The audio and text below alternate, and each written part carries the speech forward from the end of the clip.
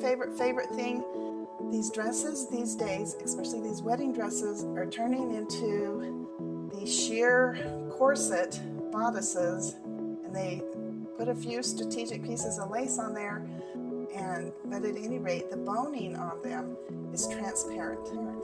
Most important, and this a lot of people don't know about, and I love it, love it, love it.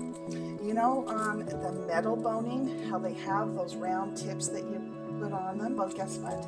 They have transparent ones. I get these at Bias Bespoke. I love them.